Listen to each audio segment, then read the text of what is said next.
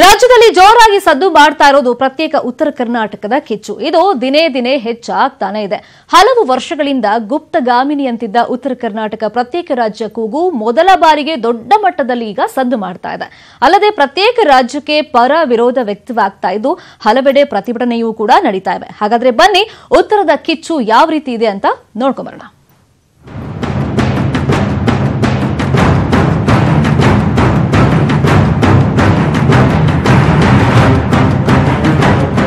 ರಾಜ್ಯ ಸರ್ಕಾರ ಸಮಗ್ರ ಉತ್ತರ ಕರ್ನಾಟಕ ಅಭಿವೃದ್ಧಿಯನ್ನ ನಿರ್ಲಕ್ಷಿಸುತ್ತಿದೆ.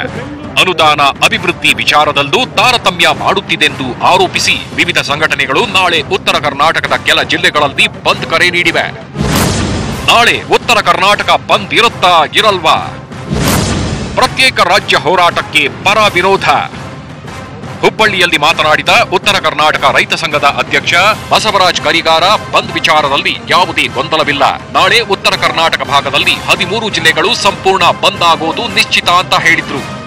ನಮ್ಗೆ ಯಾರು ಬೆಂಬಲ ಕೊಡ್ಲಿ ಬಿಡ್ಲಿ, ನಾವು ಒಂದು ಸಲ ಏನೋ ಹೆಜ್ಜೆ ಇಟ್ಟೇವಿ. ಆಗಸ್ಟ್ 2ನೇ ತಾರೀಕು ನಮ್ಮ 13 ಜಿಲ್ಲೆಯನ್ನು ಬಂದ್ ಮಾಡ್ತೀವಿ ಅಂತ ಹೇಳಿವಿ. ಆ 13 ಜಿಲ್ಲೆಯನ್ನು ಬಂದ್ ಮಾಡೇ ಸಿದ್ಧ. ಅದ್ರಾಗ ಎರಡು ಮಾತಿಲ್ಲ. ಜನರಿಗೆ ತೊಂದರೆ ಕೊಡ್ದಂಗ, ಪಬ್ಲಿಕ್ಕಿಗೆ ನೋವಾಗದಂಗ ನಾವು ನಮ್ಮ ಇದನ್ನು ತಗೊಂಡೋಗಿ ಜಿಲ್ಲಾಧಿಕಾರಿಗೆ ಮನವಿ ಕೊಡ್ತೀವಿ. ಆದ್ರೆ ಬಳ್ಳಾರಿ, ಚಿಕ್ಕೋಡಿ, ಗದಗ, ರಾಯಚೂರು, ಬೀದರ್, ಕೊಪ್ಪಳ, ಬಾಗಲಕೋಟೆಯಲ್ಲಿ ಬಂದಿರಲ್ಲ. ಕೇವಲ ಸಾಂಕೇತಿಕ ಪ್ರತಿಭಟನೆ ನಡೆಸಲಾಗುತ್ತೆ. ಧಾರವಾಡ, ಕಲಬುರಗಿ, ಬೆಳಗಾವಿ ಜಿಲ್ಲೆಯಲ್ಲಿ ಬಂದ್ ಮಾಡಲ್ಲ. ಇಲ್ಲೂ ಕೇವಲ ಪ್ರತಿಭಟನೆ ನಡೆಸಲಾಗುತ್ತೆ. ಈ ನಡುವೆ ಧಾರವಾಡದಲ್ಲಿ ಎಲ್ಲಾ ಸರ್ಕಾರಿ ಕಚೇರಿಗಳು ಎಂದಿನಂತೆ ಕಾರ್ಯನಿರ್ವಹಿಸುತ್ತವೆ ಅಂತ ಜಿಲ್ಲಾಧಿಕಾರಿ ಹೇಳಿದ್ದಾರೆ. ಜಿಲ್ಲಾಡಳಿತ ಎಂದಿನಂತೆ ಎಲ್ಲ ಇಲಾಖೆಯ ಕೆಲಸ ಕಾರ್ಯ ನಿಮಿತ್ತವಾಗಿ ಚಾಲನೆಯಲ್ಲಿರುತ್ತೆ. ಅದೇ ರೀತಿಯಲ್ಲಿ ಶಾಲಾ ಕಾಲೇಜು ಮತ್ತು ಎಲ್ಲ ಸರ್ಕಾರಿ ಸಂಸ್ಥೆಗಳು ಎಂದಿನಂತೆ ಕಾರ್ಯನಿರ್ವಹಿಸಲಿದೆ. ನಾನು ಪೊಲೀಸ್ ವರಿಷ್ಠಾಧಿಕಾರಿ ಅವರ ಜೊತೆ ಚರ್ಚೆ ಮಾಡಿದ್ದೀನಿ. ಅವರು ಒಂದಷ್ಟು ಕಾನೂನು ರೀತಿಯಲ್ಲಿ ಏನು ಕ್ರಮ ತಗೊಂಡಿದ್ದಾರೆ, ಅವರು ಕಾನೂನು ಕ್ರಮ ತಗೊಂಡಿದ್ದಾರೆ. ಇನ್ನು ಪ್ರತ್ಯೇಕ ಉತ್ತರ ಕರ್ನಾಟಕ ಹೋರಾಟವನ್ನ ವಿರೋಧಿಸಿ ಚಾಮರಾಜನಗರ, ಬೆಳಗಾವಿ, ದಾವಣಗೆರೆಯಲ್ಲಿ ವಿವಿಧ ಕನ್ನಡ ಪರ ಸಂಘಟನೆಗಳು ಪ್ರತಿಭಟನೆ ನಡೆಸಿ ಅಖಂಡ ಕರ್ನಾಟಕವೇ ಇರಲಿ ಅಂತ ಒತ್ತಾಯ ಮಾಡಿವೆ. ಮುಖ್ಯಮಂತ್ರಿಗಳು ಕುಮಾರಸ್ವಾಮಿ ಅವರು ಉತ್ತರ ಕರ್ನಾಟಕಕ್ಕೆ ಅನ್ಯಾಯ ಆಗದಂತೆ ನಾನು ನೋಡ್ಕೊಳ್ತೇನೆ ಅನ್ಕೊಂಡು ಈ ಭಾಗಕ್ಕೆ ಸುವರ್ಣ ಸೌಧಕ್ಕೆ ಅನೇಕ ಕಚೇರಿಗಳನ್ನು ಸ್ಥಳಾಂತರ ಮಾಡಿದ್ದಾರೆ. ಅದಕ್ಕೆ ನಾನು ಅಭಿನಂದಿಸ್ತೇನೆ. ತಾವು ಹೇಳಿಕೆ ನಮ್ಗೆ ಕೊಟ್ಟು ಕೂತ್ಕೊಳ್ಳೋ ಹಾಗಿಲ್ಲ, ಆದಷ್ಟು ಬೇಗ ಅದು ಆಗಬೇಕು ಅನ್ನುವ ಭಾವನೆ ನಮ್ದು. ಒಟ್ನಲ್ಲಿ ನಾಳೆ ಹುಬ್ಬಳ್ಳಿ ಹಾಗೂ ಹಾವೇರಿ ಜಿಲ್ಲೆಗಳಲ್ಲಿ ಬಂದ್ ನಡೆಯಲಿದೆ. ಆದ್ರೆ ಎಷ್ಟರ ಮಟ್ಟಿಗೆ ಸಕ್ಸಸ್ ಆಗುತ್ತೆ ನೋಡಬೇಕು. ಉಳಿದ ಜಿಲ್ಲೆಗಳಲ್ಲಿ ಎಂದಿನಂತೆ ವಾತಾವರಣ ಇರೋ ಸಾಧ್ಯತೆ ಇದೆ. Bureau report, news 18 Kannada.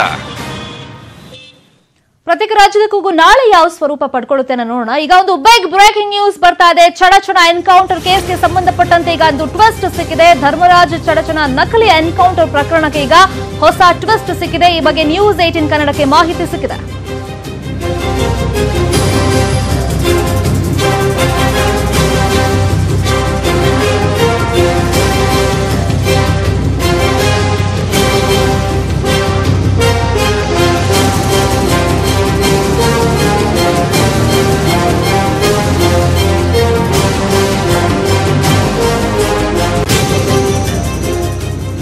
Dharmaraj Chadchan ನಕಲಿ ಎನ್ಕೌಂಟರ್ ಪ್ರಕರಣಕ್ಕೆ ಈಗ ಹೊಸ ಟ್ವಿಸ್ಟ್ ಸಿಕ್ಕಿದೆ. ಪ್ರಕರಣದಲ್ಲಿ ಈಗ ಉತ್ತರ ಕರ್ನಾಟಕದ ಸ್ವಾಮೀಜಿ ಹೆಸರು ಕೂಡ ಕೇಳಿ ಬರ್ತಾ ಇದೆ ಅಂತ ಹೇಳಲಾಗ್ತಾ ಇದೆ.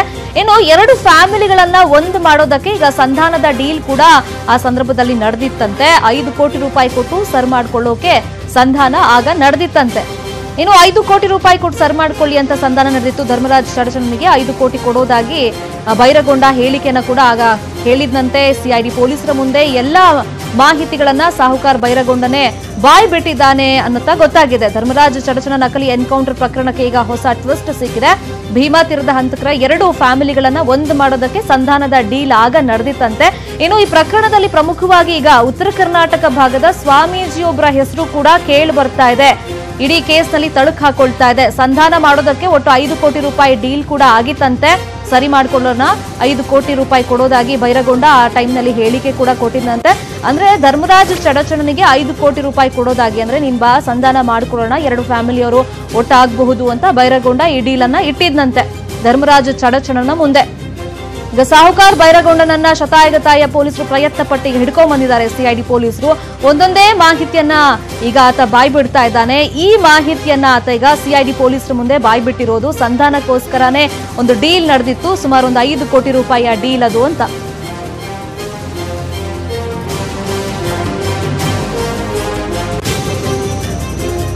ಧರ್ಮರಾಜ್ ಚಡಚಣ ಬೈರಗೊಂಡನ ಸಂಧಾನದ ಡೀಲ್ ಹಾಗಾದ್ರೆ ಮಾಡಿದ್ಯಾರು? ಎರಡೂ ಫ್ಯಾಮಿಲಿಗಳ ಸಂಧಾನವನ್ನ ಬ್ರೇಕ್ ಹಾಕೋಕೆ ಬಿರಾದರ್ ಕಾರಣ ಅಂತ ಕೂಡ ಈಗ ಹೇಳಲಾಗ್ತಾ ಇದೆ. ಇನ್ನು ಹಣ ಪಡೆದು ಅಟ್ಯಾಕ್ ಮಾಡೋಲ್ಲ ಅಂತ ಗ್ಯಾರಂಟಿ ಏನಿದೆ ಅಂತ ಆ ಸಂದರ್ಭದಲ್ಲಿ ಬಿರಾದರ್ ಕೂಡ ಕೇಳಿದ್ನಂತೆ.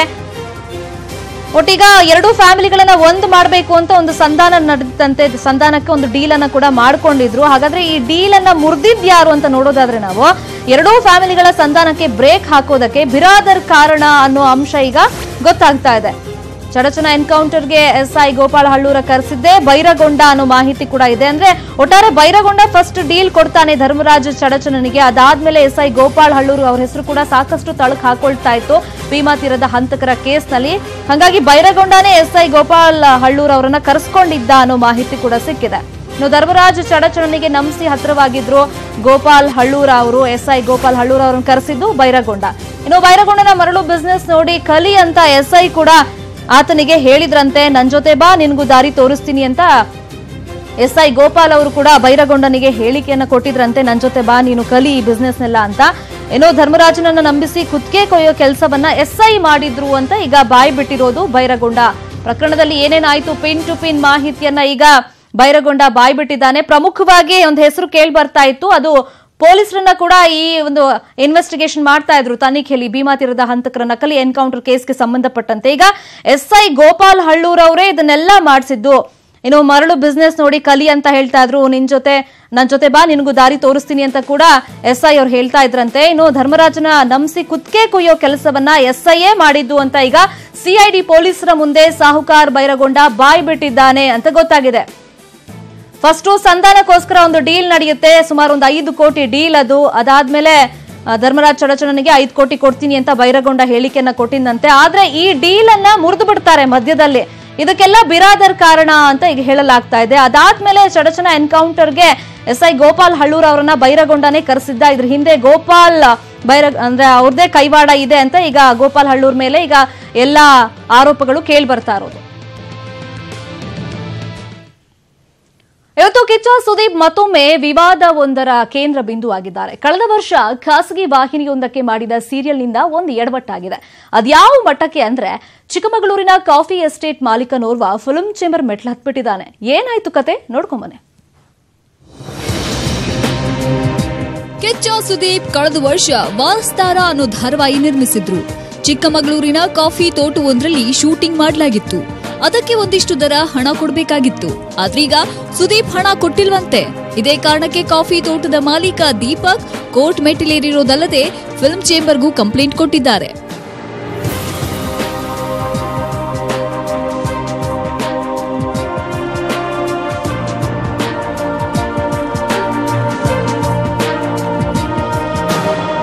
ಅವ್ರನ್ನ ಭೇಟಿ ಮಾಡೋದಕ್ಕೆ ನಾನು ತುಂಬ ಕಡೆಯಿಂದ ಹೋದೆ.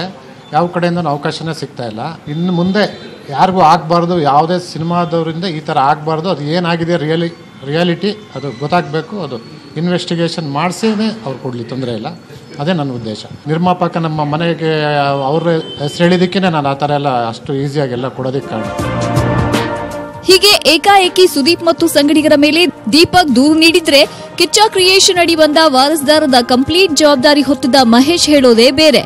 70,000 ಹಣ ನೀಡಲು ಹೋದಾಗ ತೆಗೆದುಕೊಂಡಿಲ್ಲ. 7 ಲಕ್ಷ ಬೆಲೆ ಬಾಳುವ ಸೆಟ್ ಪ್ರಾಪರ್ಟಿಯನ್ನ ಅವರೇ ಇಟ್ಕೊಂಡಿದ್ದಾರೆ ಅಂತ ಆರೋಪಿಸಿದ್ದಾರೆ. ಇವ್ರಿಗೂ ಎಲ್ಲ ಅಮೌಂಟ್ ಕೊಟ್ಟಿದೀವಿ. ಇನ್ನ 70,000 ನಾವು ಕೊಡಬೇಕಿತ್ತು. ಅಲ್ಲಿಂದ ನಾವು ಬೆಂಗಳೂರು ಶಿಫ್ಟ್ ಆದಾಗ ಆ 70,000 ರೂಪಾಯಿನ ನಾವು ಕೊಡಕ್ಕೆ ಫೋನ್ ಮಾಡಿದ್ರೆ ಇವ್ರು ಮನೆ ಹೇಳಿದ್ರೆ ತಗೋಬೇಡಿ, ನಾನು ಸ್ಟೇಷನ್ ಕಂಪ್ಲೇಂಟ್ ಕೊಟ್ಟಿನಿ, ಅಲ್ಲಿ ಸೆಟ್ಲ್ ಮಾಡ್ಕೊತೀನಿ ಅಂತ. 70,000 ರೂಪಾಯಿ ಇವ್ರದ್ದು, 7 ಲಕ್ಷ ರೂಪಾಯಿ ನಂದು. ಅಂದ್ರೆ ನಮ್ಮ ಸೆಟ್ ಪ್ರಾಪರ್ಟೀಸ್ ಏನಿತ್ತು 7 ಲಕ್ಷ ರೂಪಾಯಿ, ಅದನ್ನ ಇವರು ನಮ್ಮ ಎದುರು ಇಟ್ಕೊಂಡಿದ್ದಾರೆ. ಒಂದು ರೂಮಲ್ಲಿ ಲಾಕ್ ಮಾಡಿ ಇಟ್ಕೊಂಡು ಅದನ್ನು ಕೊಟ್ಟಿಲ್ಲ. ಈ ಕಡೆ ಬಾಡಿಗೆನೂ ಬೇಡ ಅಂತಿದ್ದಾರೆ. ಈ ಮಧ್ಯೆ ಕೇಸ್ ಬಗ್ಗೆ ಸುದೀಪ್ ಯಾವುದೇ ಪ್ರತಿಕ್ರಿಯೆ ನೀಡಿಲ್ಲ. ಸದ್ಯ ಪ್ರಕರಣ ಕೋರ್ಟ್ನಲ್ಲಿದೆ. ಜೊತೆಗೆ ತೋಟದ ಮಾಲೀಕರಿಗೆ ಯಾವುದೇ ತೊಂದರೆ ಆಗಿಲ್ಲ, ಹಣವನ್ನೂ ಬಾಕಿ ಉಳಿಸಿಕೊಂಡಿಲ್ಲ ಅಂದಿದ್ದಾರೆ. Om Prakash, entertainment bureau, news 18 Kannada. ನಮ್ಮ ಮುಂದಿನ ಸ್ಟೋರಿಯನ್ನ ಪ್ರತಿಯೊಬ್ಬ ಹೆಣ್ಮಗಳು ಕೂಡ ನೋಡಬೇಕು. ಅವನೊಬ್ಬ ಹೆಣ್ಣು ಬಾಕ, ಒಂದಲ್ಲ ಎರಡಲ್ಲ ಬರೋಬ್ಬರಿ 5 ಮಹಿಳೆಯರಿಗೆ ವಂಚನೆ ಮಾಡಿದ್ದಾನೆ. ಆದ್ರೆ ಇದುವರೆಗೂ ಆತನ ವಿರುದ್ಧ ಒಂದೇ ಒಂದು ದೂರು ಕೂಡ ದಾಖಲಾಗಿಲ್ಲ. ಅಷ್ಟಕ್ಕೂ ಯಾರೀ ಭೂಪ ಅಂತ ತಿಳ್ಕೋಬೇಕು ಅಂದ್ರೆ ಈ ಸ್ಟೋರಿಯನ್ನ ನೀವು ನೋಡ್ಲೇಬೇಕು.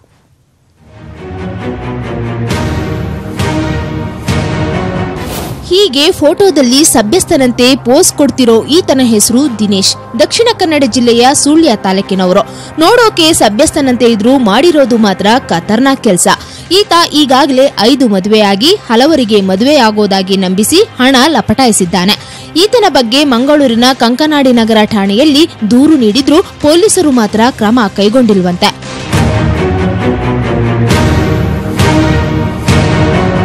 ಒಟ್ಟಿಗೆ ನನ್ನನ್ನು ಹೊರತು 4 ಮದುವೆಯಾಗಿದ್ದಾನೆ. ಪೊಲೀಸರು ಅವಳನ್ನು ಕರೆಸಿ ಕೇಳ್ತೇನೆ ಅಂತ ಹೇಳಿದ್ದಾರೆ. ಕರೆಸಿದಾರಾ ಇಲ್ಲವಾ ಅದು ನನಗೇನು ಗೊತ್ತಿಲ್ಲ. ನನ್ನನ್ನು ಏನು ಅವರು ಮೀಟ್ ಆಗಲಿಲ್ಲ, ಅವಳು ಮೀಟ್ ಮಾಡಲಿಲ್ಲ ಅವರು. ಆದರೂ ನನಗೆ ಅದು ನ್ಯಾಯ ಸಿಗದಿದ್ರೆ ನಾನು ಜೀವನದಲ್ಲಿ ಬದುಕುವುದಿಲ್ಲ. ಹಣ ನನಗೆ ಸಿಗದಿದ್ರೆ ನಾನು ನಿಲ್ಲುವುದಿಲ್ಲ. ನಾನು ಸಾತ್ರೆ ಕೂಡ ಪರವಾಗಿಲ್ಲ, ನ್ಯಾಯಕ್ಕಾಗಿ ಎಲ್ಲಿ ತನಕ ಹೋರಾಟ ಮಾಡ್ತೇನಿದ್ರೆ ಈ ವಿಷಯದಲ್ಲಿ. ಒಟ್ನಲ್ಲಿ ಮಹಿಳೆಯರ ಜೀವನದ ಜೊತೆ ಆಟವಾಡಿ ಈಗ ತಲೆಮರೆಸಿಕೊಂಡಿರುವ ದಿನೇಶ್ ಬಂಧನಕ್ಕೆ ಮಹಿಳೆ ಆಗ್ರಹಿಸಿದ್ದಾರೆ. ಇನ್ನಾದರೂ ಪೊಲೀಸರು ಈ ಬಗ್ಗೆ ಕೇಸ್ ದಾಖಲಿಸಿಕೊಂಡು ಕ್ರಮ ಕೈಗೊಳ್ಳಬೇಕೆಂದು ಮಹಿಳೆಯ ಆಗ್ರಹವಾಗಿದೆ. ಭರತ್ ರಾಜ್ ಕಲ್ಲಡ್ಕ, ನ್ಯೂಸ್ 18 ಕನ್ನಡ, ಮಂಗಳೂರು. ಹಣ ಎಂಥವರನ್ನು ಕೂಡ ಬಿಡೋದಿಲ್ಲ ಅನ್ನೋದಕ್ಕೆ ಈ ಸ್ಟೋರಿನೇ ಎಕ್ಸಾಂಪಲ್. ನೋಡ್ತಾ ಇದ್ದಂತೆ ಬ್ಯಾಗ್ನಲ್ಲಿ ಹಣ ಕದ್ದು ಎಸ್ಕೇಪ್ ಆಗ್ತಾ ಇರೋ ಕಳ್ಳರನ್ನ ನೋಡಿದ್ರೆ ನಿಮ್ಗೆ ಶಾಕ್ ಆಗುತ್ತೆ. ಅಷ್ಟಕ್ಕೂ ಆ ಕಳ್ಳರು ಯಾರು, ಏನ್ ಮಾಡಿದ್ರು ಗೊತ್ತಾ? ಇಲ್ಲಿ ನೋಡಿ.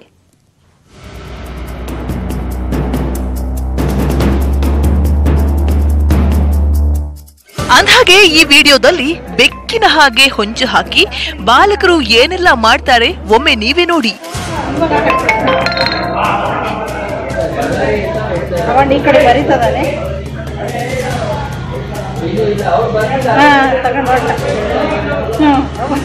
ನೋಡಿದ್ರಾ ಈ ಸ್ಮಾರ್ಟ್ ಕಳ್ಳರನ್ನ ಹೇಗೆ ಸ್ಕೆಚ್ ಹಾಕಿ ಹಣ ಕದಿತಿದ್ದಾರೆ ಅಂತ? ಹೀಗೆ ಹಣ ಕದಿಯೋ ದೃಶ್ಯ ಕಂಡು ಬಂದಿದ್ದು ಚಿತ್ರದುರ್ಗದ ಯರಬಳ್ಳಿ ಗ್ರಾಮದ ಪ್ರಗತಿ ಕೃಷ್ಣ ಬ್ಯಾಂಕ್ನಲ್ಲಿ.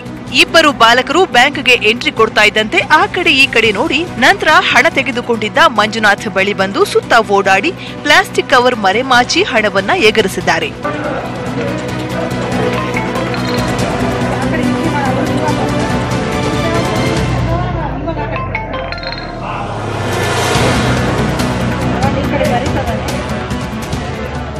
ಹಣ ಎಗರಿಸಿ ಎಸ್ಕೇಪ್ ಆಗ್ತಿರೋದು ಮಂಜುನಾಥನ ಗಮನಕ್ಕೆ ಬಂದ ತಕ್ಷಣ ಬಾಲಕನ ಹಿಂದೆ ಓಡಿದ್ದಾರೆ. ತಕ್ಷಣ ಮಂಜುನಾಥ್ ಬಾಲಕನನ್ನ ಹಿಂಬಾಲಿಸಿ ಹಣ ವಾಪಸ್ ಪಡೆದು ಬಾಲಕನಿಗೆ ಬುದ್ಧಿವಾದ ಹೇಳಿ ಕಳಿಸಿದ್ದಾರೆ.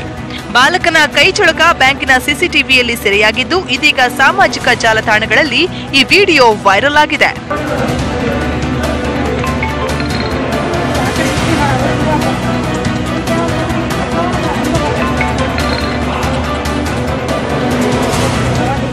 ವಿನಾಯಕ ತೊಡರ್ನಾಳ್, ನ್ಯೂಸ್ 18 ಕನ್ನಡ, ಚಿತ್ರದುರ್ಗ. ನೋಡಿದ್ರಲ್ಲ ಎಂತೆಂತ ಜನ ಇರ್ತಾರೆ. ನೀವ್ ಯಾವ್ದಕ್ಕೂ ಹುಷಾರಾಗಿರಿ ಬ್ಯಾಂಕ್ ಹೋದಾಗ. ಮುಂದಿನ ಸ್ಟೋರಿ ನೋಡೋಣ. ಸರ್ಕಾರಿ ಶಾಲೆಗಳ ದುಸ್ಥಿತಿಯನ್ನ ಹೇಳೋರು ಕೇಳೋರು ಯಾರು ಇಲ್ಲದಂತಾಗಿತ್ತು. ಸಿಎಂ ತವರು ಜಿಲ್ಲೆಯಲ್ಲೇ ಶಾಲಾ ಮಕ್ಕಳು ಜೀವ ಭಯದಿಂದ ಪಾಠ ಕೇಳ್ತಾ ಇದ್ರು. ಹಾಸನ ಜಿಲ್ಲೆ ಅರಕಲಗೂಡು ತಾಲೂಕಿನ ಮಲ್ಲಿಪಟ್ಟಣದ ಶಾಲೆಯ ಮೇಲ್ಚಾವಣಿ ಬೀಳೋ ಹಂತದಲ್ಲಿತ್ತು. ಕೊಣನೂರಿನ ಸರ್ಕಾರಿ ಶಾಲೆ ಕೂಡ ಇದಕ್ಕಿಂತ ಭಿನ್ನವಾಗಿರಲಿಲ್ಲ. ಮಕ್ಕಳು ಕೊಡೆ ಹಿಡ್ಕೊಂಡೇ ಪಾಠ ಕೇಳ್ತಾ ಇದ್ರು. ಈ ಬಗ್ಗೆ ನ್ಯೂಸ್ 18 ಕನ್ನಡದಲ್ಲಿ ವರದಿ ಬರ್ತಾ ಇದ್ದಂತೆ ಸರ್ಕಾರ ಎಚ್ಚೆತ್ಕೊಂಡಿದೆ. ಇದೀಗ ಸರ್ಕಾರ ಜಿಲ್ಲೆಯ ಶಾಲೆಗಳ ದುರಸ್ತಿಗೆ ಅಂತ 11 ಕೋಟಿ ರೂಪಾಯಿ ಹಣವನ್ನ ಬಿಡುಗಡೆ ಮಾಡಿದೆ. ಇದು ನ್ಯೂಸ್ 18 ಕನ್ನಡದ ಇಂಪ್ಯಾಕ್ಟ್. ದೇವಸ್ಥಾನ ಸುತ್ತಿ ಹರಕೆ ಹೊತ್ತು ಮಕ್ಕಳನ್ನ ಪಡಿತಾರೆ. ಆದರೆ ವಯಸ್ಸಾದ ಬಳಿಕ ಮಕ್ಕಳಿಗೆ ವೃದ್ಧ ತಂದೆ ತಾಯಿಗಳೇ ಬೇಡ ಆಗ್ತಾರೆ. ಕೊನೆಗಾಲದಲ್ಲಿ ನೋಡ್ಕೊಳ್ಬೇಕಾದ ಮಕ್ಕಳೇ ವೃದ್ಧ ಪೋಷಕರನ್ನ ಮನೆಯಿಂದ ಹೊರಗಟ್ತಾರೆ. ಇಂಥದ್ದೊಂದು ಅಮಾನವೀಯ ಘಟನೆ ಮತ್ತೆ ಮರುಕಳಿಸಿದೆ. ಎಲ್ಲಿ ಅಂತ ಕೇಳ್ತಾ ಇದ್ದೀರಾ? ಇಲ್ಲಿ ನೋಡಿ. ಪೊದೆಯಲ್ಲಿ ಅನ್ನ ನೀರು ಸಿಗದೆ ಒದ್ದಾಡ್ತಾ ಇರೋ ಈ ಅಜ್ಜನನ್ನೊಮ್ಮೆ ನೋಡಿದ್ರೆ ಎಂತಹ ಕಲ್ಲು ಹೃದಯವೂ ಕರಗುತ್ತೆ. ಹಾಸನದ ಸುಭಾಷ್ ನಗರದ ಪೊದೆಯಲ್ಲಿ ಈ ಅಜ್ಜ ಬಿದ್ದಿರುವುದನ್ನ ಸ್ಥಳೀಯರು ಗಮನಿಸಿದ್ದಾರೆ. ವೃದ್ಧನ ಮೈಯಲ್ಲೆಲ್ಲ ಬಾಸುಂಡೆ ಬಂದಿವೆ. ಕಾಲಿನಲ್ಲಿ ರಕ್ತ ಹೆಪ್ಪುಗಟ್ಟಿದೆ. ಈ ವೃದ್ಧ ಕಳೆದ 3-4 ದಿನಗಳಿಂದ ಈ ಪೊದೆಯಲ್ಲೇ ನರಳಾಡಿದ್ದಾರೆ. ಆ ತಾತ ಬಂದು ಚಿರಂಡಿ ದಾಟಿ ಮಲಗಕ್ಕೆ ಸಾಧ್ಯನೇ ಇಲ್ಲ. ಯಾರೋ ತಂದೆಯವ್ರ ಮಕ್ಕಳೇ ಮಲಗಿಸೋಗಿದ್ದಾರೆ. ಈ ಥರ ಅಂತೂ ಮಾಡಬಾರ್ದು. ತಾಯಿ ತಂದೆನ ವಯಸ್ಸಾಗೈತೆ ಅಂತ ಹೇಳ್ಬಿಟ್ಟು ವಯಸ್ಸು ಇದ್ದಾಗ ಬೇಕು, ವಯಸ್ಸಾದಾಗ ಈ ಥರ ಮಾಡೋದು ಬಹಳ ತಪ್ಪು ಸರ್. ಸಾಕಿ ಸಲುಹಿದ ಮಕ್ಕಳು ತಂದೆಯನ್ನೇ ಮನೆಯಿಂದ ಹೊರದಬ್ಬಿದ್ದಾರೆ. ಈ ವೃದ್ಧ ಯಾವ ಗ್ರಾಮದವರು ಎಂಬುದೇ ಗೊತ್ತಿಲ್ಲ. ಕೇಳಿದ್ರೆ ಮಾತನಾಡಲಾಗದಷ್ಟು ಅಶಕ್ತರಾಗಿದ್ದಾರೆ. ಆದರೆ ತಮಗೆ 2 ಹೆಣ್ಣು ಮಕ್ಕಳು 2 ಗಂಡು ಮಕ್ಕಳಿದ್ದಾರೆ. ಎಲ್ಲರೂ ನೌಕರಿಯಲ್ಲಿದ್ದಾರೆ ಎಂದು ಮಾತ್ರ ಹೇಳ್ತಿದ್ದಾರೆ. ತಾತಂಗೆ ಎದ್ದೇಳಕ್ಕಾಗ್ತಿರ್ಲಿಲ್ಲ, ಏನೂ ಇಲ್ಲ, ಮಾತಾಡೋಕ್ಕೂ ಬರ್ತಿರ್ಲಿಲ್ಲ ಆ ತಾತಂಗೆ. ಆವಾಗ ನಾವು ಒಂದು ಬಾಟ್ಲು ನೀರೆಲ್ಲ ಕುಡಿಸಿ ನಮ್ಮ ಫ್ರೆಂಡ್ ಎಲ್ಲ ಸೇರ್ಕೊಂಡು ನೀರು ಕುಡಿಸಿ ಎಲ್ಲ ಮಾಡಿದ್ಮೇಲೆ ಬಾಯಲ್ಲಿ ಬಿಳಿ ನೊರೆ ಎಲ್ಲ ಬರ್ತಿತ್ತು. ಆ ಕಡೆ ಈ ಕಡೆ ಇಲ್ಲೆಲ್ಲ ಆಗೋಗ್ಬಿಟ್ಟಿತ್ತು. ನೀರು ಕುಡಿಸಿದ್ಮೇಲೆ ಸ್ವಲ್ಪ ಮಾತಾಡಿದ್ರು. ಆವಾಗ ತಾತ ನನಗೆ 4 ಜನ ಗಂಡು ಮಕ್ಳಿದ್ದಾರೆ, 2 ಗಂಡು ಮಕ್ಳಿದ್ದಾರೆ, 2 ಹೆಣ್ಮಕ್ಳಿದ್ದಾರೆ ಅಂತ ಹೇಳಿದ್ರು. ಅದಕ್ಕೆ ನಾವು ಕರೆಸ್ತೀವಿ ತಾತ, ನಿಮ್ಮ ಫೋನ್ ನಂಬರ್ ಏನಾರು ಇದ್ರೆ ಕೊಡಿ ಅಂದ್ರೆ ಕೈ ಮುಗಿತಿದ್ರು ಅವ್ರು ನಮಗೆ. ವೃದ್ಧನ ನರಳಾಟ ಕಂಡ ಸ್ಥಳೀಯರು ಪೊಲೀಸ್ ಠಾಣೆಗೆ ಮಾಹಿತಿ ನೀಡಿದ್ದಾರೆ. ಬಳಿಕ ಆಂಬ್ಯುಲೆನ್ಸ್ ಮೂಲಕ ಹಾಸನ ಜಿಲ್ಲಾಸ್ಪತ್ರೆಗೆ ದಾಖಲಿಸಿದ್ದಾರೆ. ಇನ್ನಾದರೂ ವೃದ್ಧನಿಗೆ ಮಕ್ಕಳು ಆಸರೆಯಾಗ್ತಾರಾ ಅನ್ನೋದನ್ನ ಕಾದು ನೋಡಬೇಕಿದೆ. ಡಿಎಂಜಿ ಹಳ್ಳಿಯ ಅಶೋಕ್, ನ್ಯೂಸ್ 18 ಕನ್ನಡ, ಹಾಸನ. ನಿನ್ನೆ ರಾತ್ರಿ 12:45ಕ್ಕೆ ಪೈಲಟ್ ಹುಷಾರಿಲ್ಲದ ಕಾರಣಕ್ಕೆ ನಿಂತಿದ್ದ ಸ್ಪೈಸ್ ಜೆಟ್ ವಿಮಾನ ಇವತ್ತು ಸಂಜೆ 5 ಗಂಟೆಗೆ ಮಂಗಳೂರಿನಿಂದ ದುಬೈಗೆ ಪ್ರಯಾಣವನ್ನು ಬೆಳೆಸಿದೆ. ಟರ್ಕಿಯಿಂದ ಪೈಲಟ್ ಕರೆಸಿ ಸ್ಪೈಸ್ ಜೆಟ್ ಪ್ರಯಾಣ ಬೆಳೆಸಿದೆ. ಹೀಗಾಗಿ ಪ್ರಯಾಣಿಕರು ಕಡೆಗೂ ನಿರಾಳರಾಗಿದ್ದಾರೆ. Before boarding the flight, I will give you. No. Now, before leaving the flight. Before leaving the flight, we are giving you 2 hours, maximum 2 hours to sign all the letters and provide with you. ನಿವೃತ್ತಿಯಾದ ಶಿಕ್ಷಕರೊಬ್ಬರನ್ನ ಬೆಳ್ಳಿ ರಥದಲ್ಲಿ ಮೆರವಣಿಗೆ ಮಾಡಿ ಆತ್ಮೀಯವಾಗಿ ಬೀಳ್ಕೊಟ್ಟ ಅಪರೂಪದ ಕಾರ್ಯಕ್ರಮ ತುಮಕೂರು ಜಿಲ್ಲೆಯ ಬೆಳ್ಳಾವಿ ಗ್ರಾಮದಲ್ಲಿ ನಡೆದಿದೆ. ಬನ್ನಿ ಆ ಬಗ್ಗೆ ಕಂಪ್ಲೀಟ್ ಡೀಟೇಲ್ಸ್ ಇಲ್ಲಿದೆ. ಇವರ ಹೆಸರು ಎಸ್ ಈಶ್ವರಯ್ಯ. 40 ವರ್ಷ ಶಿಕ್ಷಕರಾಗಿ ಸೇವೆ ಸಲ್ಲಿಸಿದ್ದಾರೆ. ಇದರಲ್ಲಿ 36 ವರ್ಷ ತುಮಕೂರಿನ ಬೆಳ್ಳಾವಿಯ ಸರ್ಕಾರಿ ಪ್ರೌಢಶಾಲೆಯಲ್ಲಿ ದೈಹಿಕ ಶಿಕ್ಷಕರಾಗಿದ್ರು. ಈಗ ಇದೇ ಶಾಲೆಯಲ್ಲೇ ನಿವೃತ್ತಿಯಾಗಿದ್ದಾರೆ. ಹೀಗಾಗಿ ತಮ್ಮ ನೆಚ್ಚಿನ ಶಿಕ್ಷಕ ಈಶ್ವರಯ್ಯ ಹಾಗೂ ಅವರ ಪತ್ನಿಯನ್ನ ಶಿಷ್ಯರು ಬೆಳ್ಳಿ ರಥದಲ್ಲಿ ಕೂರಿಸಿ ಗ್ರಾಮದ ತುಂಬೆಲ್ಲ ಮೆರವಣಿಗೆ ಮಾಡಿ ಬೀಳ್ಕೊಡುಗೆ ಕೊಟ್ಟಿದ್ದಾರೆ. ಶಾಲೆ ಎದುರು ಶಿಕ್ಷಕ ಈಶ್ವರಯ್ಯರ ಬೃಹತ್ ಕಟ್ಔಟ್ ನಿಲ್ಲಿಸಿದ್ರು. ಇಡೀ ಊರ ಜನರೇ ಹಬ್ಬದಂತೆ ಸಂಭ್ರಮಿಸಿದ್ರು.